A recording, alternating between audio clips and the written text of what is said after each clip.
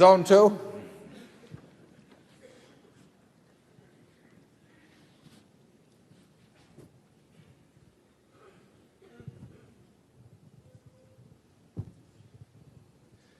Thank you for teaching so much to all of us about business. My name is Mike Assail from New York City. You mentioned earlier that Berkshire's shoe business was great, but that other shoe businesses were not so good.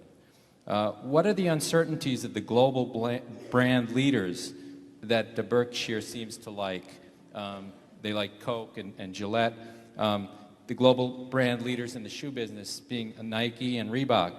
What are their uncertainties in terms of long-term competitive advantage, business economics, consumer behavior, and the other risk factors that you mentioned in the annual report this year? Thank you. So you're really asking about the future prospects of Nike and Reebok? Yeah, I don't know that much about those businesses. We do have one person in this audience at least who owns a lot of Reebok, but I'm not expressing a negative view in any way on that. I don't understand I don't understand their competitive position and the likelihood of permanence of their competitive position over a 10 or 20-year period, as well as I think I understand the position of Brown and Dexter. That doesn't mean I think that it's inferior. It doesn't mean that I think that we've got better businesses or anything. I think we've got very good businesses, but I haven't done the work, and I'm not sure if I did the work I would understand them. I think they are harder to understand, frankly, and to develop a fix on than our kinds. But they may be easier for other people who just have a better insight into that kind of business. Some businesses are a lot easier to understand than others. And Charlie and I don't like difficult problems. I mean, if something is hard to figure, we'd rather multiply by 3 than by pi. I mean, it's just easier for us. Charlie, Well, that is such an obvious point, and yet so many people think if they just hire somebody with the appropriate labels, they can do something very difficult. That is one of the most dangerous ideas a human being can have.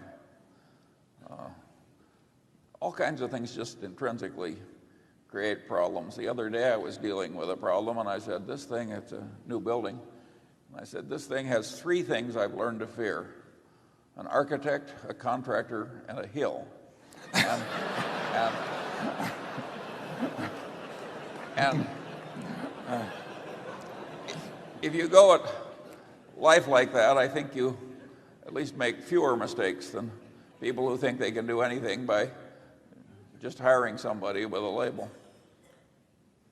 Excuse me, go ahead, sir. You don't have to hire out your thinking if you keep it simple. You don't have to do, we've said this before, but you don't have to do exceptional things to get exceptional results.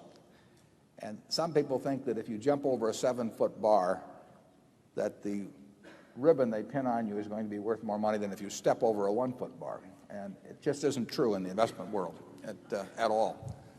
So you can do very ordinary things. I mean, what is complicated about this? But, we're $3 billion pre-tax better off than we were a few years ago because of it.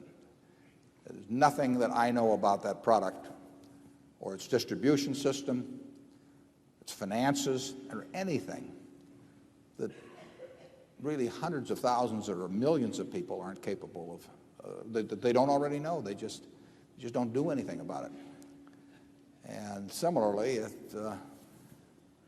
if you get into some complicated business, you can get a report that's 1,000 pages thick, and you got PhDs working on it, but it doesn't mean anything.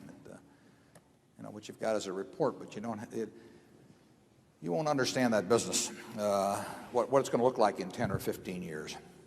The big thing to do is avoid being wrong. There's some things that are so intrinsically dangerous.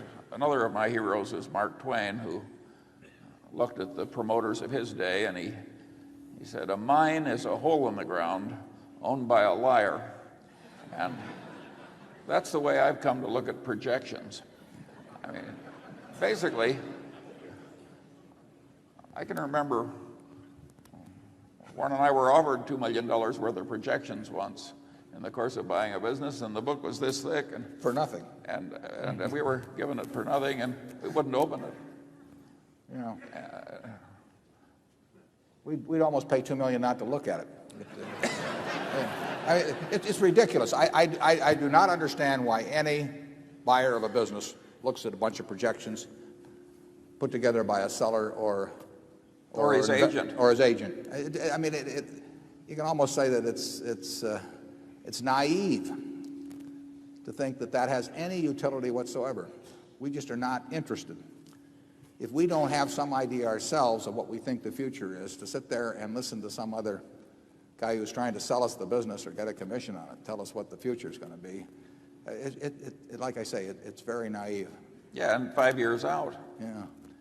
We had a line in the report one time, don't ask the barber whether you need a haircut. And it's quite applicable to projections by sellers of businesses.